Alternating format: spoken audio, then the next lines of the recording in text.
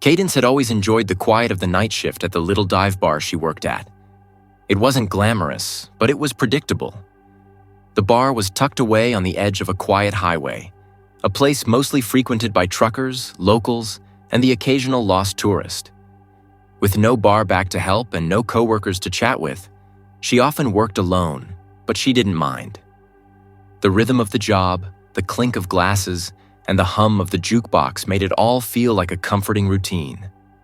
But one Tuesday night, things were about to change. It was just after 1 a.m. when he walked in. The man was unlike any customer she had seen before. He was dressed in a black turtleneck and a long, dark trench coat, his presence making him stand out like a shadow in the dimly lit bar. He was in his late 40s, but his sharp features seemed ageless, almost too perfect for someone of his age. He didn't look like the type of person to be at a place like this, yet there was something about him that didn't immediately make her feel uneasy. He sat down at the bar, and Cadence, ever polite, approached him with a smile. "Good evening," she greeted. "What can I get you?" He ordered a whiskey, his voice calm and smooth. After she set his drink down, he started a conversation, casually asking her about her life, her job, and her ambitions. It all felt so typical, like small talk at the start of any other shift. But as he continued, the questions grew more probing. "Have you ever thought about doing something bigger?" he asked, leaning forward slightly. There was an intensity in his eyes that made Cadence pause. She gave him a polite smile. "I'm good here. I like the routine." His smile faltered just a bit, as if she hadn't said what he wanted to hear. He pressed on, asking what time she got off work. Something about the way he asked made her feel a little uncomfortable, but she chalked it up to him just being another lonely soul looking for someone to talk to. The man finished his drink, and when he stood to leave, he dropped a crisp $100 bill on the bar. No words of thanks, no more small talk. He simply turned and walked out, leaving Cadence both intrigued and slightly puzzled. She'd had strange encounters before, but there was something different about him. Something she couldn't quite shake. A week later, he returned, but this time, he wasn't alone. A woman in her mid-30s walked in beside him. She wore a tight-fitting red dress that seemed out of place in the rundown bar, and her bright smile felt almost too enthusiastic. She complimented Cadence in a way that seemed rehearsed, like she'd said these words before. Then, the woman started asking more personal questions, ones that made Cadence feel like she was being dissected rather than casually conversed with. "Why work here?" the woman asked, her voice unnervingly sweet. "You could do so much more. What if you could earn $10,000 for just one night's work?" Cadence laughed, unsure if the woman was joking or serious. "I'm fine here," she replied, trying to brush it off. But the woman didn't let up. She pressed further, asking Cadence to step outside to meet someone who could explain the offer in more detail. The air felt thick with tension, and Cadence, sensing something wasn't right, politely declined. The couple left shortly after, but the sense of unease lingered. Days passed, and Cadence hoped it was just a strange encounter. But then, one night, after her shift, she noticed a car parked outside the bar. Her stomach dropped when she saw it was the same black sedan that had followed her last week. Her heart raced as she hurried to her car and drove off, but the car followed, keeping a safe distance. She drove in a panic, unsure of what to do. When she pulled into the nearest police station, the car sped off, vanishing into the night. Cadence felt shaken but tried to convince herself it was just a coincidence. Then, a few nights later, the woman came back alone. This time, there was no warmth in her smile, no overenthusiastic compliments. Just cold, unsettling questions. After a tense exchange, the woman left, but Cadence noticed a black van idling in the parking lot. Her anxiety spiked. As she prepared to close up for the night, the back door of the bar rattled. Someone was trying to break in. Her heart pounded as she gripped a metal shaker ready to defend herself. She dialed 911, but before help arrived, Her boss pulled into the lot, scaring off the intruders. When the police arrived, they found two masked figures lurking around the bar, and the van had an unregistered license plate. Everything about the situation screamed danger, but no one knew who the strange couple truly were or what they wanted with Cadence.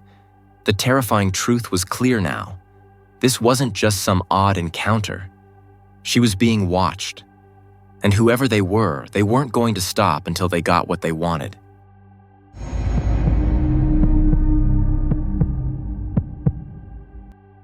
It was the kind of night that felt like it was stretching on forever. The small gas station stood like a lone sentinel along the quiet highway, nestled between stretches of forest and rolling hills. Most of the time, the night shift at the station was uneventful. Just long hours stocking shelves, cleaning the pumps, and assisting the occasional trucker passing through. The hum of the fluorescent lights and the distant sound of tires on asphalt were the only things that kept the worker, Logan, company. On this particular evening, the clock ticked past 2:30 a.m. and the place was eerily empty. Logan sighed, stretching his back and looking out the grimy window. There was a brief lull in the steady rhythm of the night, and Logan decided to take a quick break outside. The cool air felt refreshing against his skin as he stepped into the parking lot, letting out a deep breath as he leaned against the side of the building. The highway was silent, save for the occasional car speeding by far in the distance. As Logan glanced around, he noticed something strange: a man standing behind one of the pumps. The man was dressed in a dark red hoodie, his hands shoved into the pockets, and his face partially hidden in the shadows. The odd thing was, there was no car anywhere in sight. The man wasn't pumping gas or doing anything that made sense for someone stopping at a gas station at this hour. Logan stared at him, trying to shake off the uncomfortable feeling creeping up his spine. The man didn't move, not even a twitch. He simply stood there, watching Logan. Minutes passed, but it felt like an eternity. The man suddenly began moving, slowly, almost unnaturally, walking in a strange circular pattern around the pump. Logan's heart began to race. The man's movements were off, too deliberate, like he was testing the air or perhaps trying to get closer, but without ever really coming near. Logan couldn't take it anymore. He had to know what was going on. Swallowing his unease, he turned and walked back into the store, making sure the door was securely locked behind him. He stood by the counter, watching the man through the window. His breath was shallow as he tried to focus on his thoughts, but they kept drifting back to the strange figure outside. Moments later, the bell above the door jingled, and the man entered the store. His steps were slow, almost like he had all the time in the world. He walked straight to the counter and gave Logan a look, something in his eyes that made Logan's stomach drop. "Car broke down?"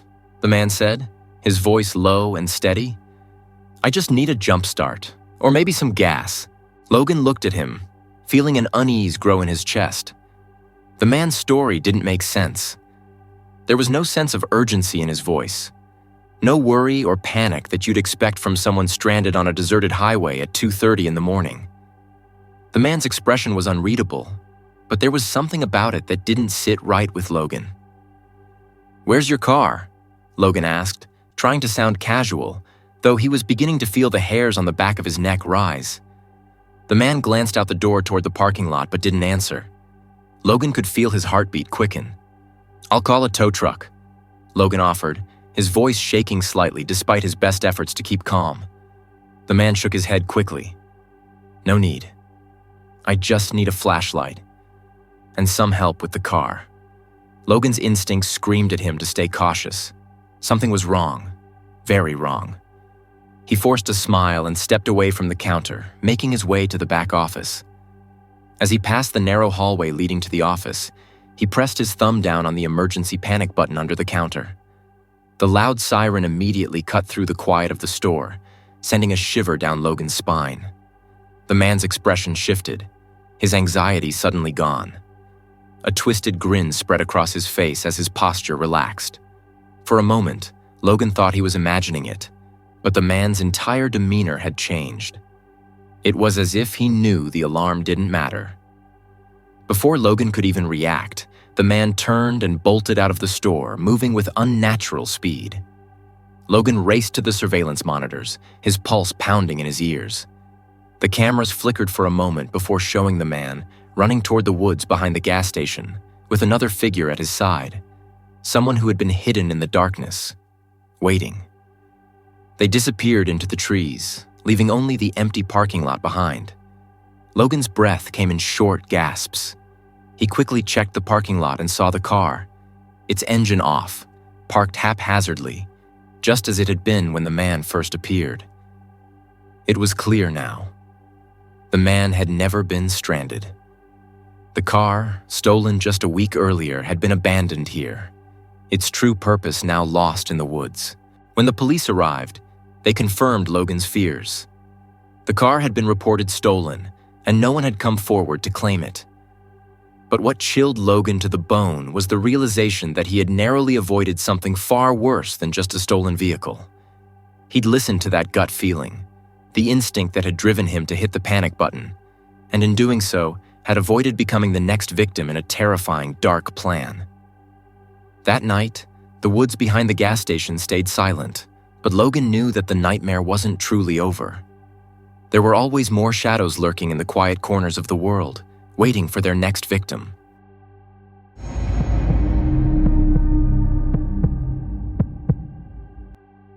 It was a quiet night shift at Walmart, and Kelly was working the electronics section. The store was mostly empty, save for a few truckers and late-night shoppers who seemed to be wandering aimlessly through the aisles. The fluorescent lights buzzed above her, a constant hum that seemed to fill the otherwise eerie silence. Kelly had been working here for nearly 6 months, but nights like this always felt different, more unsettling. She knew the routine by heart. Check the shelves, straighten the aisles, and keep an eye on the few customers who came through. But tonight was different. Kelly noticed a man in the corner of her eye, just past the rows of televisions. He was tall, with a dark hoodie pulled low over his face, and he wasn't shopping. He wasn't even looking at the merchandise. Instead, he was lingering, always just in the periphery of her vision, moving slowly but never actually picking anything up.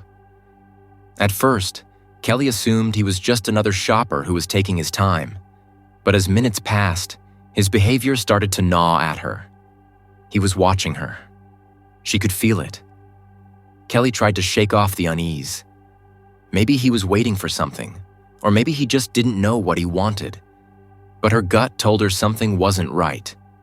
She turned her attention to the radio, intending to call for backup, but when she pressed the button, the static that followed was unnerving. She tapped it again, but all that came through was more distortion. "Come on, work," she muttered under her breath, irritation mixing with fear. She glanced back at the man. He hadn't moved an inch. The cold chill creeping up her spine couldn't be ignored now. She was being watched. As Kelly started to turn toward the front of the store to head toward the manager's office, she felt a sudden, firm grip on her arm. She froze, heart pounding in her chest. Her breath hitched in her throat as she spun around. A woman was standing there, close enough to smell the overpowering scent of cheap perfume, her eyes wide with frantic energy. "I've been looking for you," the woman said, her voice unnervingly sweet, almost too familiar. "Come with me. It's not safe." Kelly blinked, confused. "What? Who are you?" Before she could react, the woman leaned closer, her voice lowering to a whisper. "The man over there," she said, nodding toward the aisle where the man had been. "He's been recording you." Kelly's stomach dropped. She had noticed the man's odd behavior, but the idea that he was filming her, she couldn't wrap her mind around it. Her pulse raced as the woman urged her to follow, as if they were old friends. Her tone was comforting, but something about it made Kelly's skin crawl. The woman led her down the aisle, chatting as though they'd known each other for years. "I've been watching you. He's been watching you for weeks. He knows your schedule." Her words were a blur in Kelly's mind as her eyes darted back to where the man had been standing. He hadn't moved, but he was still watching her, his head tilted slightly like he was studying her every move. Something wasn't right. The woman was speaking as if everything was normal, but Kelly's instinct screamed for her to run. Yet, she couldn't pull herself away. The woman's presence was so overpowering, so friendly. But the more Kelly listened, the more she felt like she was in danger. As they walked, Kelly couldn't ignore the unease that had settled in her gut. The woman led her toward the back of the store, where the side exit stood. Kelly's breath caught in her throat as realization hit her. This was the exit without any security cameras. The woman's smile faltered for a fraction of a second, but it was enough for Kelly to see the true intention behind her actions. Panic surged within Kelly. She yanked her arm free from the woman's grip, her heart hammering in her chest. "What do you want from me?" she screamed. The woman didn't respond. She just stood there, her expression shifting to something darker, more sinister. The man, he had to be in on it. Without a second thought, Kelly bolted toward the front of the store, screaming for help. Her breath was ragged, her legs trembling beneath her. A coworker heard her cries and rushed to her side, immediately calling security. By the time they arrived, both the man and the woman were gone, vanishing into the shadows of the store. The security footage revealed the truth. The woman had been working with the man all along. His face was clearly visible, but her face was always hidden, obscured by the shadows or a turned head. The footage showed the man moving toward the aisle with his phone out, filming her, just as the woman led Kelly toward the exit. The truth was horrifying. Kelly had narrowly escaped an abduction attempt. The realization sent chills down her spine, leaving her trembling with fear and relief. The memory of the woman's friendly demeanor, her false reassurance, would haunt her forever. She had been a target. And if she had walked through that side door, who knows what would have happened?